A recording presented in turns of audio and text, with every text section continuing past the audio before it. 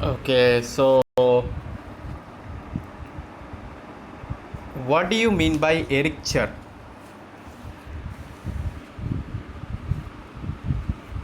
Ericture feminine. You would have heard this term. What do you mean by ericture in theory? Writing. Very good. Ericture means writing.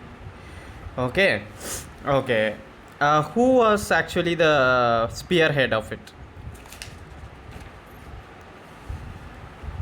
Helen Sixth. Very good. And who introduced the term intertextuality? That is Julia Kristeva. Julia Kristeva. What does that mean?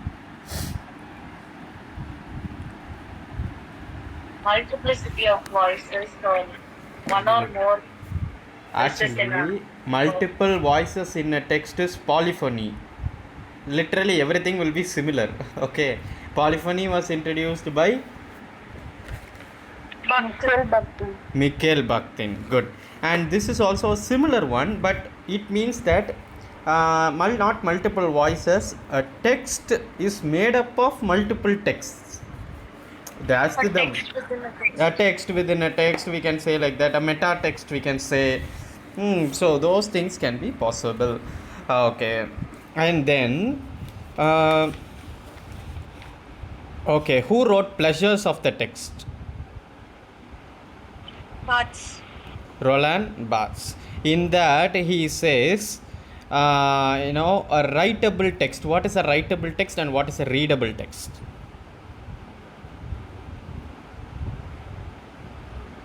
He says two things, important things in this: writable and readable. What is writable? What is readable?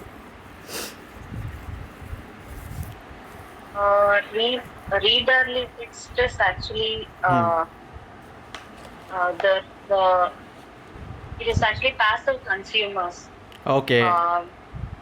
The classical text, which like Victorian text and all. Okay. Writerly text is where the readers will be active participants. Very good. So, for example, it's like modernist text. Good. Actually, very easy. Readable is for pleasure. Writable is you need to invest more time in analysis, in parody, in experimental text. It will be writable. For example, James Joyce, Finnegan's Wake, Ulysses, Portrait of an Artist as a Young Man. All these are writable. Readable text is Chetan Bhagat, many other writers are there, Robin Sharma. Those people are writing readable text. That is, we can read it. Whoever takes up can read. But Finnegan's Wake, you have to decode it and then you have to read it. Takes a lot of effort. Okay. Who wrote the text, which is the prime text of speech act theory? How to do things with words? Who wrote this? In 1962. How to do things with words?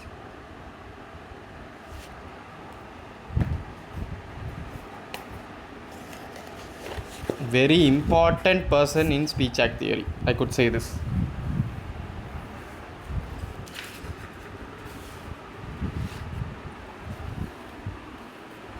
It is J.L. Austin. Remember the name, it is J.L. Austin. Okay.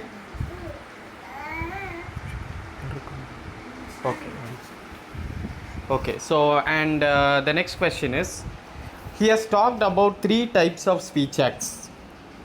Do anyone know what are the 3 types of speech acts? Any idea? Locutionary, yes. Illocutionary, perlocutionary. Locutionary is you just simply utter something, that's all. It's a statement. That is locutionary. Illocutionary is it will have an impact. Okay, that is a warning, a request, or order. These will come under illocutionary. Perlocutionary is it is pushing to do. If you want something, you push someone to do it for you. That is perlocutionary. For example, pass me this salt. That means you want the listener to do an activity for you. That is perlocutionary. Remember this can be asked maybe. Okay, it's in linguistics, so might be asked. Okay, and then do you know who is Panini? Panini, Grammarian. Grammarian. Yeah, grammarian from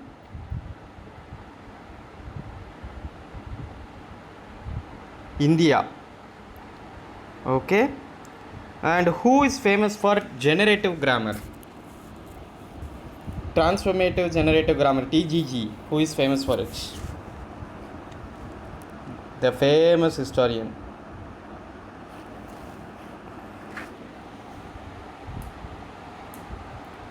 The famous grammarian. Who is it? If you talk about linguistics, you will speak about him. Who is he?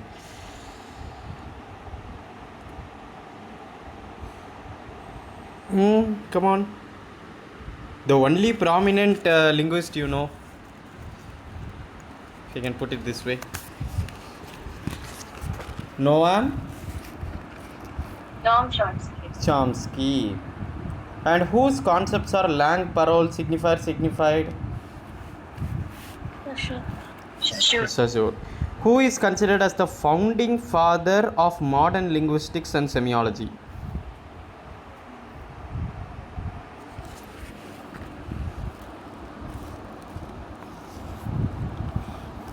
It is Saussure. Now, who identified 6 communicative functions for a language? There are 6 communicative functions in a language. Who formulated it? I'll give you options, shall I? That's right. Is it Roman Jakobson or Hockett?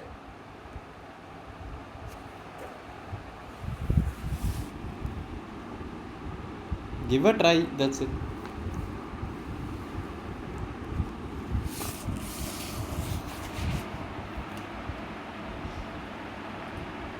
He said Jacobson, sir. Very good. Roman Jakobson. What are the functions? I will just tell you once. You just remember it because it's important.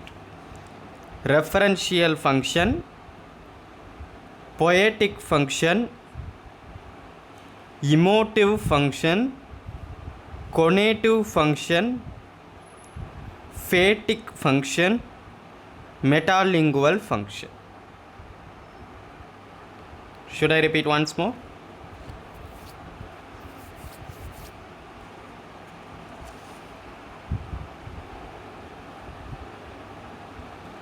Should I repeat? No, sir. Okay, fine. So there was a theory based on imitating the call and cry of the birds and animals. What is that theory? That is, if a cow is shouting, then ma is the sound. Based on that, there were a theory. It is called bow theory. Bow theory. Okay. When you get pain and pleasure, you make some sounds.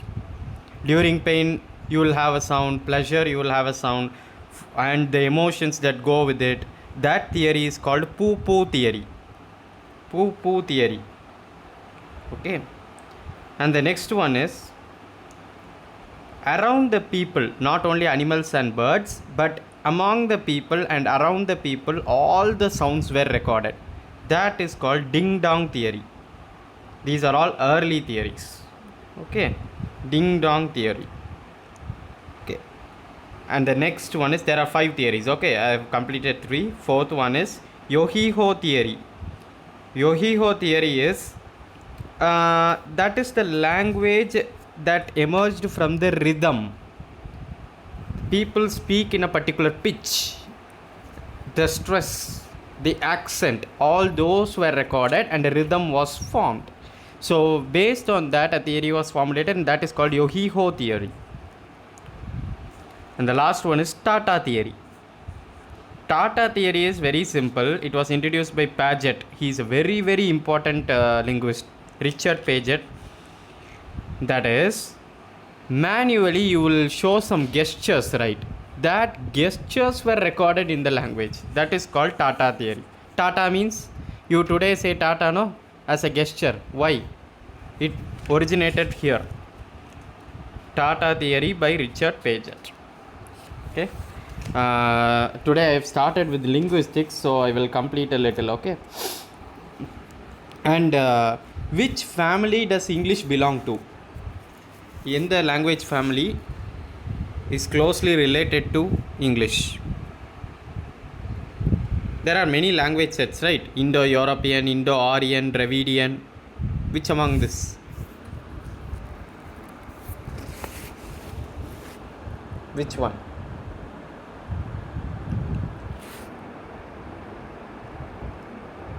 I have given you 3 options. Indo-European. Indo-European, very good. Okay, so that is how it has been up. Genetic similarities are with Sanskrit, Latin, and Greek for English, but mostly it's an Indo-German language. Inside Indo-European, it's an Indo-German language. Okay, and there are many such things are there, but that we not going to go with. And what do you mean by phonetics?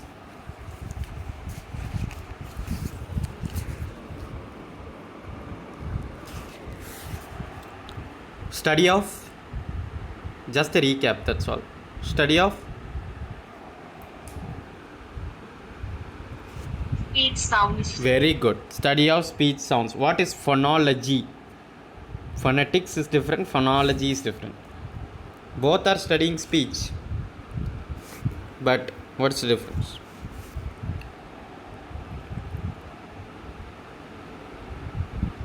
If you study the sounds, that is phonetics. If you study the sound pattern, it is phonology. Okay.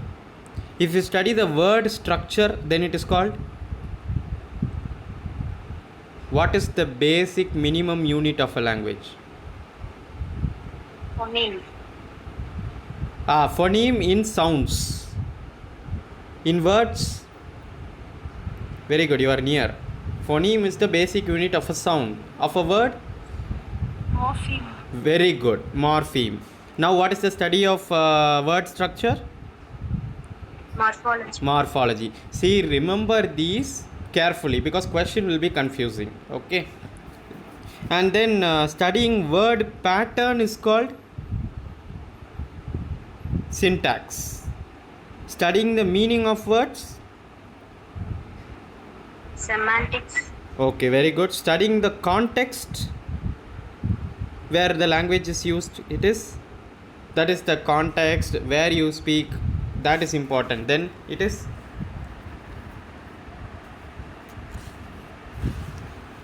pragmatics. Okay, how many vowels are there in English? Vowels? 5. No, how many? Vowel sounds. Vowel sounds, yeah, vowel sounds. And consonants also. We need to know this because questions may come.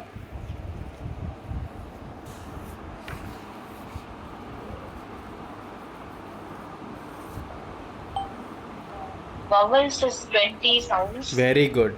Yes. And how will you categorize it? 12 and 8.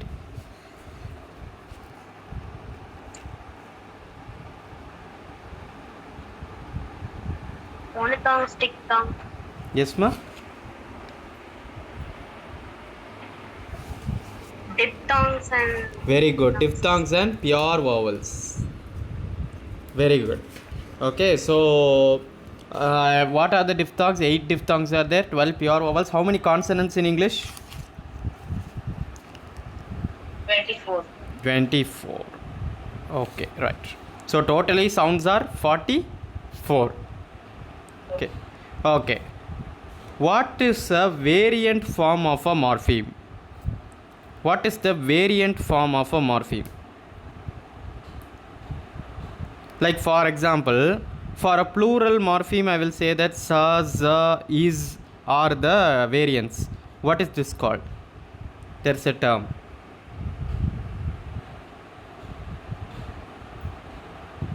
It is called allomorph. Allomorph. These term can be asked.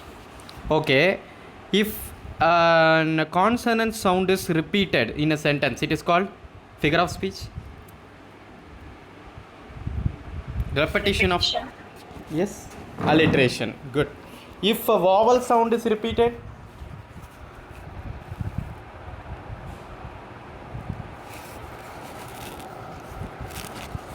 this is how questions will be. If vowel sounds are repeated,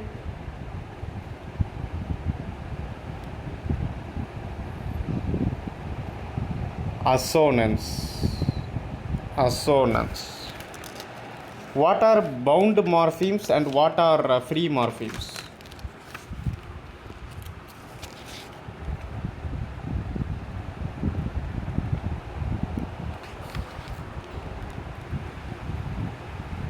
If it needs it, if a word can stand alone, it is called free morpheme.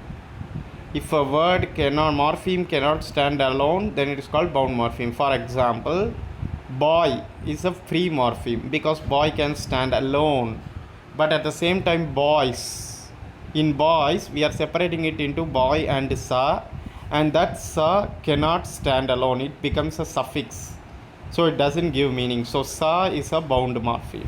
All the prefix and suffixes are mostly bound morpheme.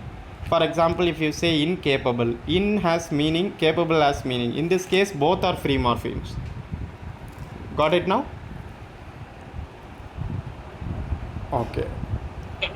Okay. The words with similar meanings are called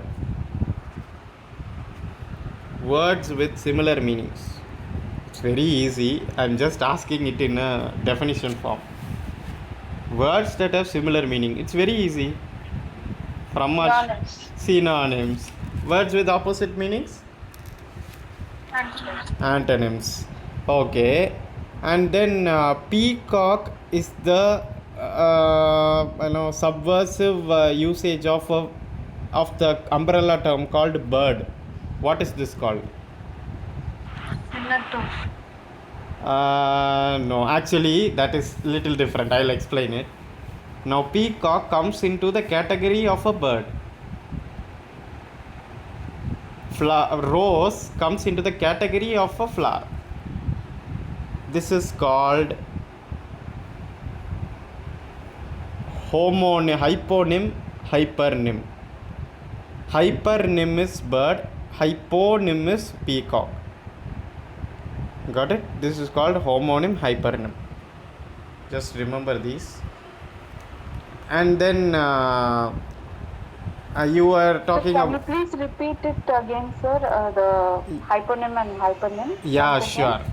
Actually, hypernym is the umbrella term or the term that is generalized. That is bird. There is nothing specific there. That is hypernym. That which comes under it, what are the branches it creates, it is hyponym. Peacock, sparrow, these are all hyponyms. But the broad Thank you, sir. category is hypernym. Yes. Okay. Thank you, sir. Thank you, ma'am. And the next one is metonymy. And here we will have always a doubt, a universal doubt. What is metonym and synecdoche? Now tell me, what is a metonymy?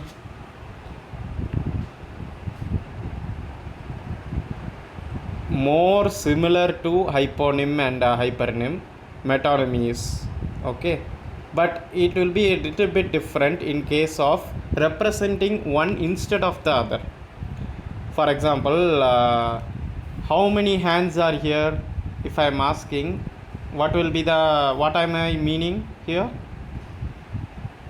How many? How many people? Very good. How many people are there? This is metonymy. Okay. So, and if there is a word which can give many meanings, then that is called many possible double meaning. We used to tell in Tamil in a casual tongue. But actually, what is the right word for it? Polysemy. That's all. Okay, so it's quite easy. Okay, who wrote Off Grammatology? Do you remember? Derrida. Very good. Okay, and what do you mean by synchronic study and diachronic study? What is the difference?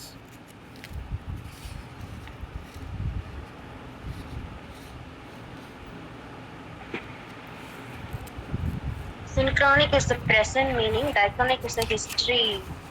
Very good. Historical meaning is diachronism. Given point of time is synchronous. Okay. Okay. And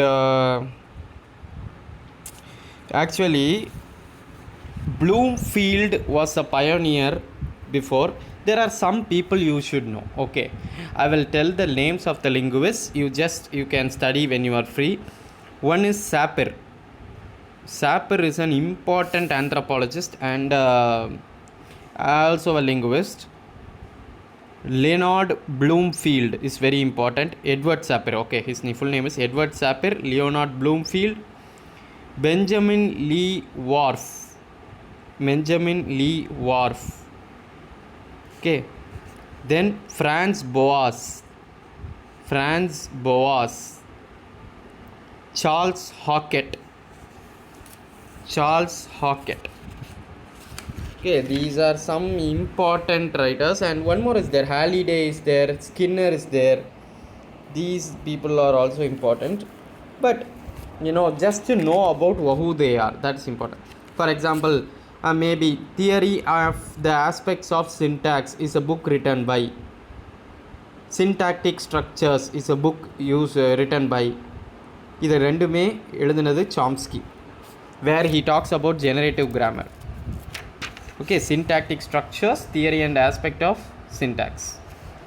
Okay, now one writer I will just tell you because Chomsky can be asked, so Chomsky alone I will go with. Chomsky has given us two terms, performance and competence. What is performance, what is competence? Can you relate? With the word, literal meaning you can easily find. Something related to land and parole. Very good. Okay, how do you match it up with this? So competence is the mental ability of some word. Performance is how we talk, how we speak it, the speech of the particular word. Very good. So competence is what you know. Performance is what you actually utter in real situation. Okay. What is deep structure and surface structure?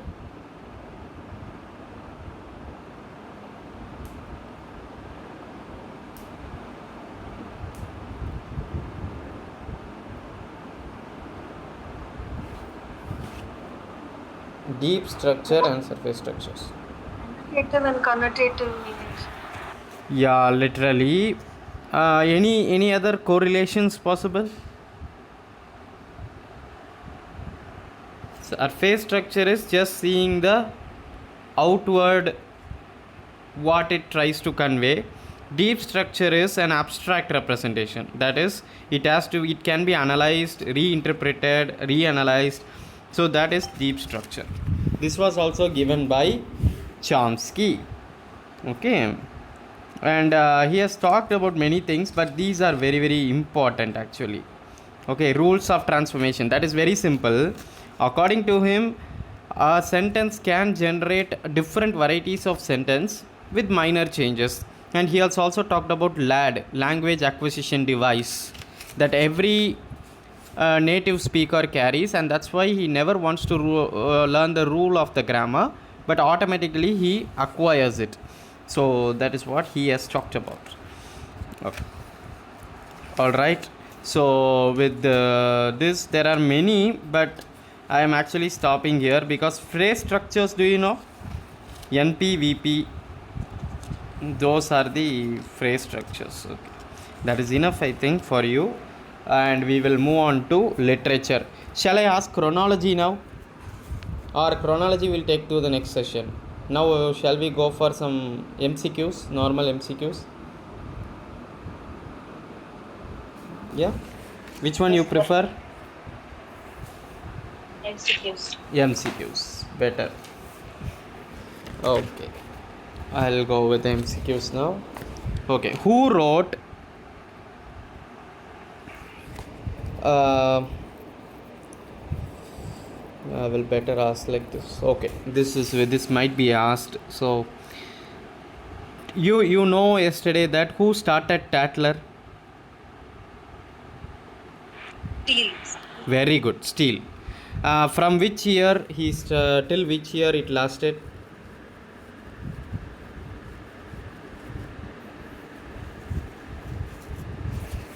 1709 it was started till 1711 it existed. For 3 years it existed. And one important thing is Steele contributed 188 essays and Addison contributed 42 essays into it. This question was asked before. Okay, actually not for Tatler but for Spectator it was asked. Okay. And okay, who defined essay, the genre essay, as a loose sally of mind, an irregular indigested piece? Who talked about essay like this?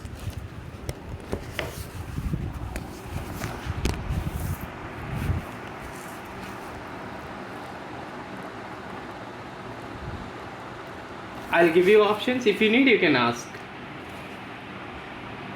Options, sir. Options. Is it Pope or Johnson? Johnson. Very good, Dr. Johnson. And the next question is, I heartily hate and detest that animal called man.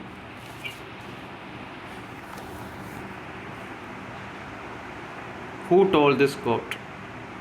I heartily... Locke. Yes? Locke. Is it Locke, sir? John No. Locke? Another one writer. Who belonged to the Johnson, Age of Johnson. I heartily hate and detest that animal called man. This was a letter written to Alexander Pope. But who wrote the letter?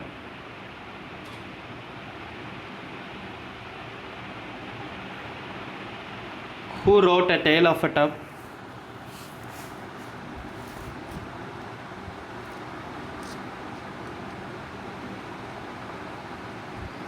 Who wrote Tale of a Tub?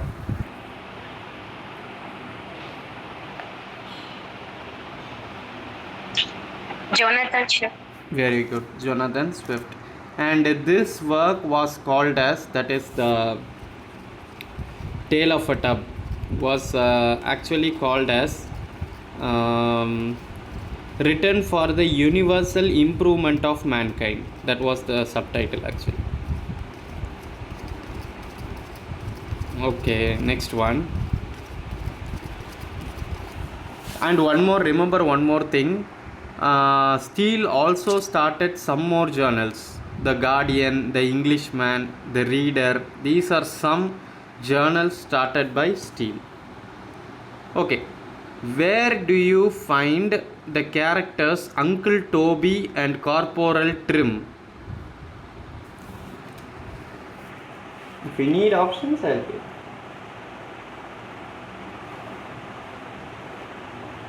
Options, sir. Is it Pamela or Tristram Shandy?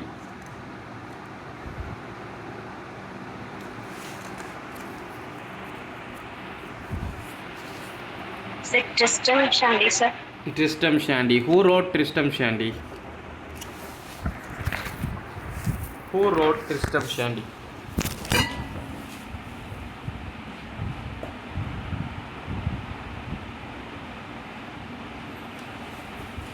Who wrote Tristram Shandy? It is Huxley, sir. It is written by Lawrence Sterne.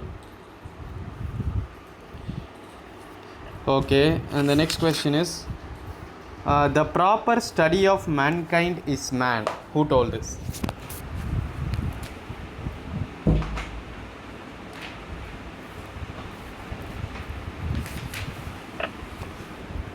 Proper study of mankind is man. Again, it's from Augustine age.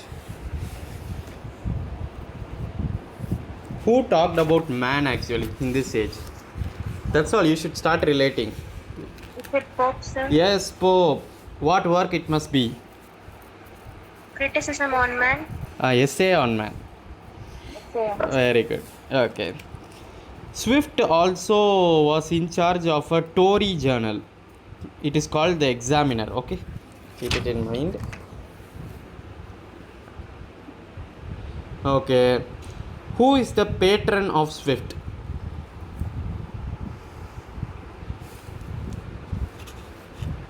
It is William Temple. Okay, just remember this. William Temple. Okay, next one. Dryden and Pope are not classics of our poetry, but are classics of our prose. Who told this line? Who criticized them? Dryden and Pope are not classics of our poetry, but are classics of our prose. You need options? Yes, sir. Is it Matthew Arnold or T.S. Eliot? Matthew Arnold. Very good. In study of poetry. Okay. Who wrote A Vindication of the Rights of Woman?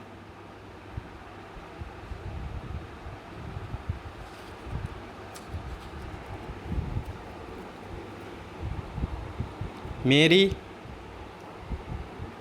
It's the first. Maybe Wollstonecraft. Wollstonecraft. Who wrote The Good Natured Man?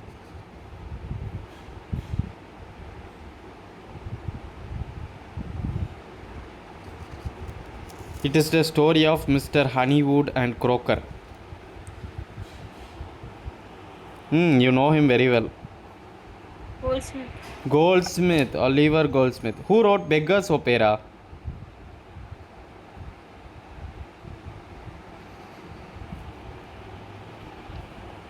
It was written under Swift's suggestion. Very important work actually. John Gay. Okay, next question. Who wrote Tom Thumb the Great?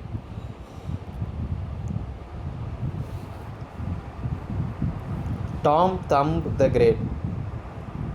When it comes to novels, you should be eventually remembered of the four people: Richardson, Fielding, Smollett. Those people were the pioneers there.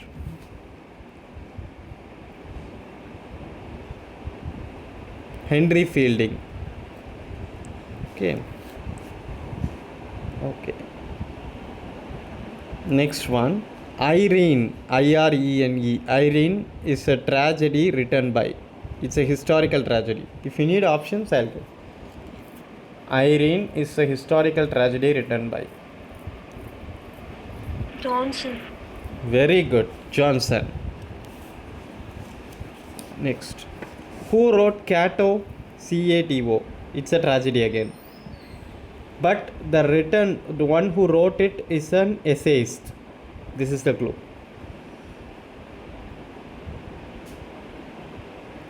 It's a tragedy, but it was written by an essayist.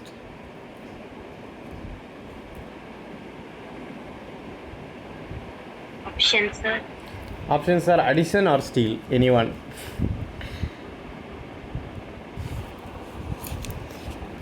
Steele. It is by Addison. Okay.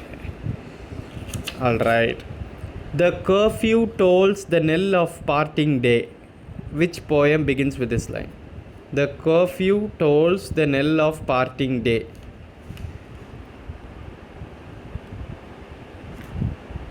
It is a graveyard poem. That's the clue.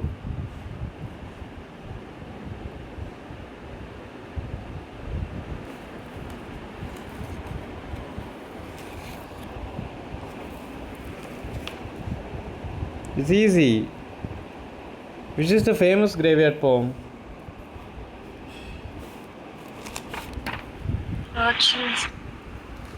Options are: is it Night Thoughts or Elegy Written in a Country Church? Yeah. Elegy Written in the Country. Very good. Virginia Woolf and her husband Leonard Woolf founded a press called. What is the name of the press? Yes? Bloomsbury. Yeah, that group is called Bloomsbury. The press name is Hogarth Press.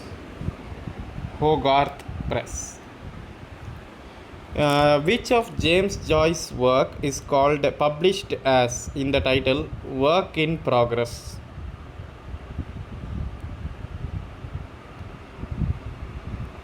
Joyce described it as work in progress. Till the end of his life he wrote it. In 12 parts he has written it.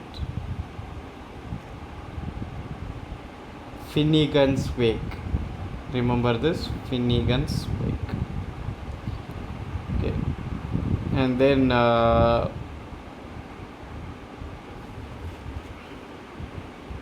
okay, which novel of D.H. Lawrence deals with the mother-son relationship?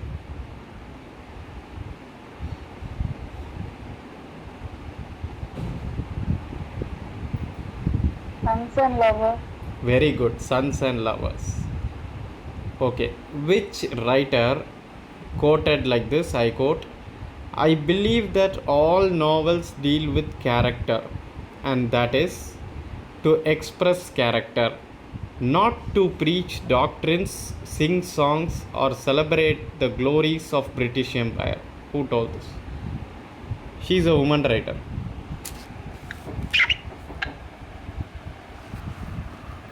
She is a woman writer.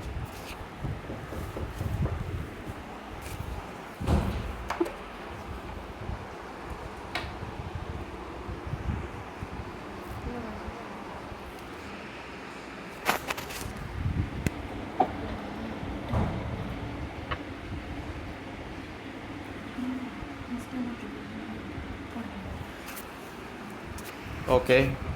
Did you find out? A contemporary writer.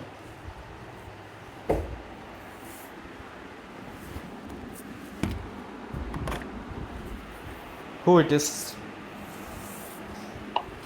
A famous writer, novelist.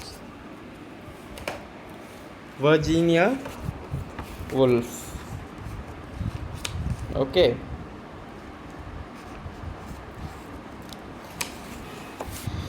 Okay. Next. Who wrote Kim, which has the legendary River of the Arrow?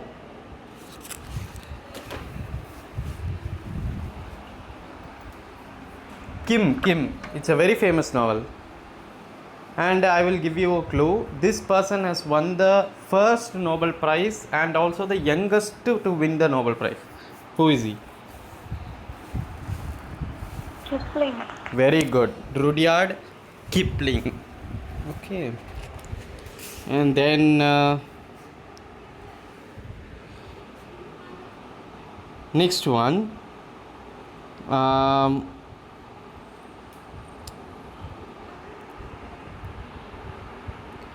Okay. Who wrote Jungle Book?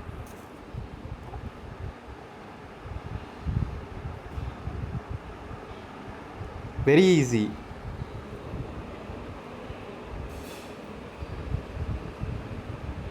The same person. Rudyard Kipling. Rudyard Kipling. Don't forget, he is also written for children. Okay.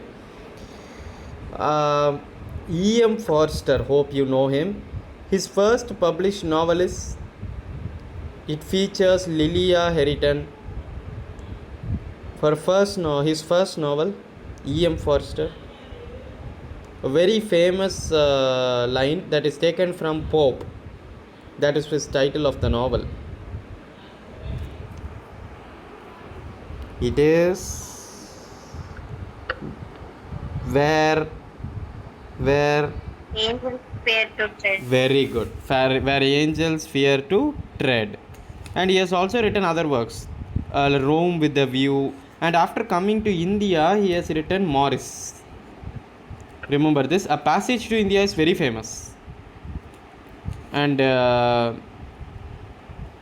he has also written an epigraph called Only Connect. In his work called Howard's End, he has written an epigraph called Only Connect. Okay, these are some other extra information that I would like to share. Okay, which play did T.S. Eliot consider to be an artistic failure of Shakespeare? Hamlet. Hamlet. Hamlet is probably. Very good. Hamlet is the right answer. Okay, Ronald S. Crane. Ronald Crane. He led a group. What is that group called? A school of critics. What school?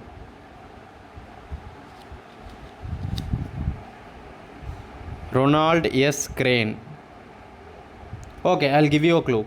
This school is also called as Neo-Aristotelians. The group members were also called as Neo-Aristotelians. Now try to guess. We have seen this before. What school? Chicago School. Walter Pater belongs to which movement? Aesthetics. Very good. Aesthetics. I told you in the first session, do you remember while dealing with Malgudi, Yokna Patafa, that I couldn't remember? Yes. It was created by William Faulkner. I was unable to recall on that given time. Luckily, I came across it. The Sound and the Fury is a very, very famous work. Okay. Then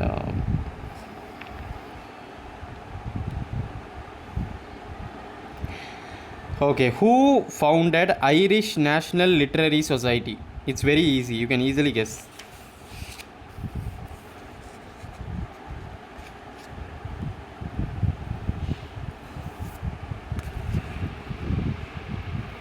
Irish means who must be the pioneer?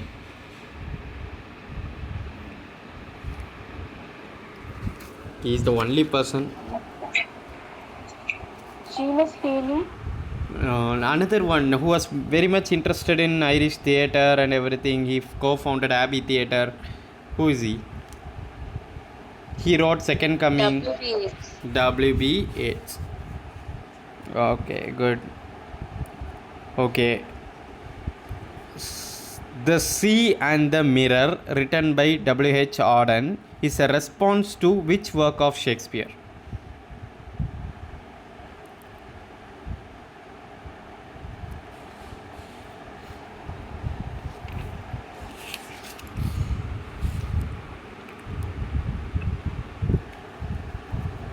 CA வச்சு வருதுன்னா which work? That's all. Guess தான். Everything is a guess. Just give a try. Tempest, that's all. Okay, which work of Golding was rejected by 56 publishers and finally accepted by Faber and Faber and became a very huge success?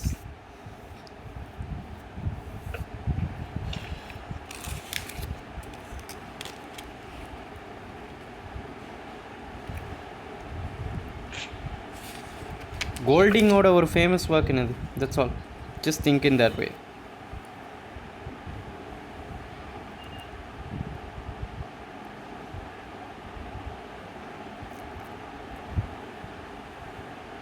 Come on. William Golding. We have Piggy, characters like Piggy there. They'll be in an island. They'll become thieves after Second World War. How the kids are innocents have been exposed. They battle among themselves in the forest. Lord of the Flies. Lord of the Flies. Okay. Next one is poetry is not a turning loose of emotion but an escape from emotion. It is not an expression of personality but an escape from personality. Who stated this?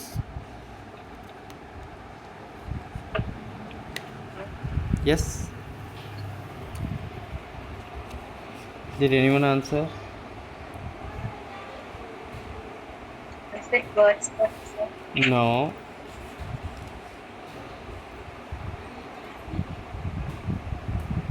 It is a very famous 20th century critic.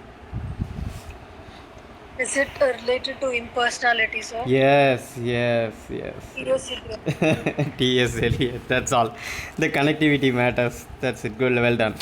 Okay. Dylan Thomas. Listen carefully. Dylan Thomas. Graham. Not Graham Greene. Okay. This is different Graham. George Barker. Okay. Fraser. These people are members of a group called Neo-Apocalyptic Poets. Remember this, I'll repeat again. Dylan Thomas, W.S. Graham, George Barker. These people. Who told this quote? My life is a stupid and spiteful joke that someone has played on me. You can't have a better attack. My life is a stupid and spiteful joke that someone has played on me. He is a Russian writer. That's all. This is the clue.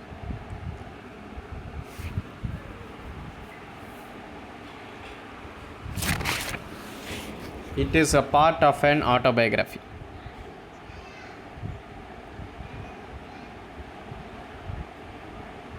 My life is a stupid. Just give a try. Who is a famous Russian writer? That's all. Dostoevsky. Another one? Tolstoy. That's it. It was written in his autobiography called A Confession. Okay. My Early Life is the autobiography of My Early Life. Shall I give you options?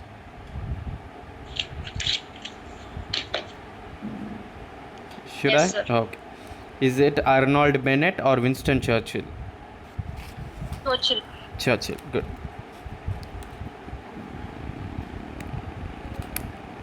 On the Road is a beat novel by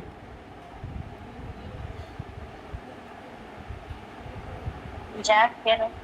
Very good. Dadaism was founded by Dadaism, French poet.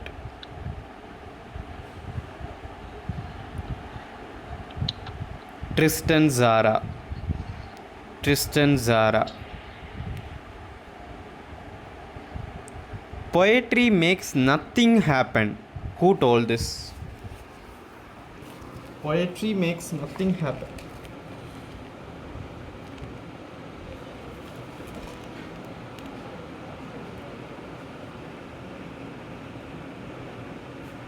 Options, sir. Options are Stephen Spender or W.H. Auden.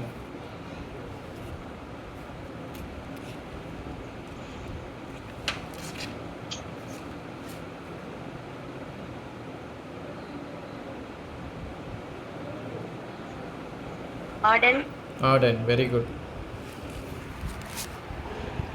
Okay, a study in Scarlet is related to which series? A famous detective series. Can you say what? A famous detective series by Arthur Conan Doyle. Now it's easy. Sherlock Holmes. Sherlock Holmes. Okay. And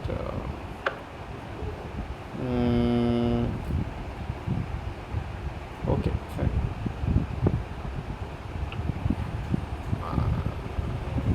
I'm still a little bit, okay, I'll ask you like this. Sentimental comedy is a reaction to which movement?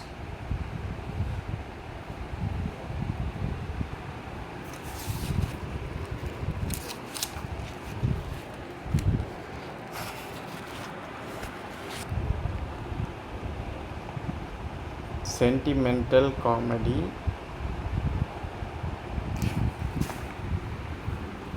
Option, sir. Options. Okay. Is it restoration comedy or tragedy? Which is correct?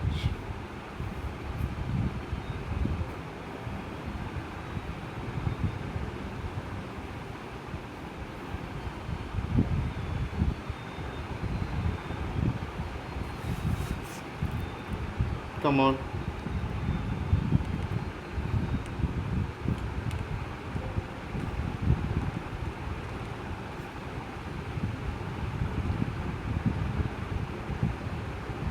Is it restoration comedy, sir? Yeah, exactly. Okay, and who talked about 7 types of ambiguity? Emerson. Very good. Okay, next question. Who in his memoir, A Sort of Life, states that success is only a delayed failure?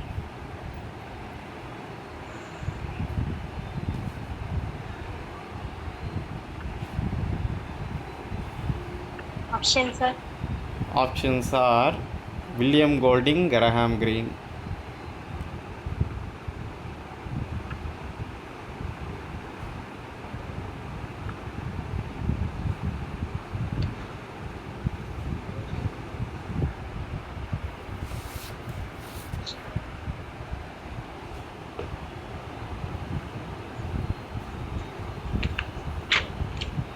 It is Graham Greene. Okay, Graham Greene, when you talk about him, you should immediately remember Britain Rock, all his famous works, but he is a Catholic. He writes only Catholic novels. Okay, now we'll wind up the session, but with some revision. I'll ask you questions from today's session. Okay, are you ready? Yes, sir. Okay. Who wrote The Sea and the Mirror? W.H. Auden. In reaction to Shakespeare's Tempest. Very good. And whose memoir is sorry, who told that I detest that animal called man? I'm just quoting in my way. Okay. Jonathan Swift. Very good. In a letter to Pope. Very good. Who wrote A Tale of a Tub? Jonathan Swift. Okay. Who wrote Tom Thumb the Great? Henry Fielding. Very good. Henry Fielding. Okay. And okay. What was the press founded by Virginia Woolf and Leonard? Hogarth Press. What is the group's name? Bloomsbury. Okay. Who said that poetry is not turning towards emotion, but it is turning away? Very good. Okay. And then yes. I asked a lot of quotes that I am not able to recollect easily.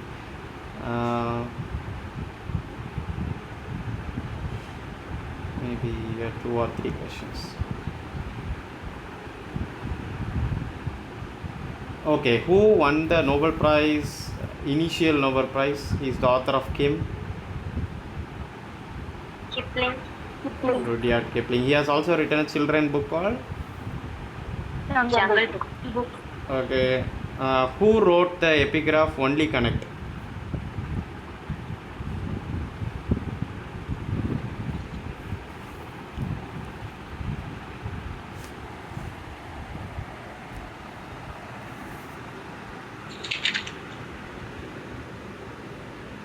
In Howard's End.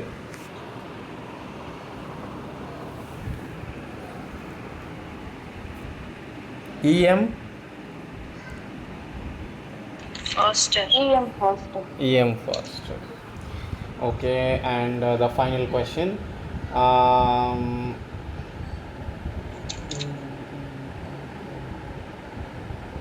Okay, could you recall the neo-apocalyptic group?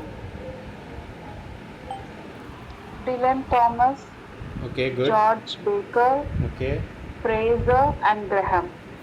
good. Very good. Literally, I didn't ask about linguistics. Okay, when the next session begins, we will start. We will have a break till 11:45. Okay, and join after 11:45.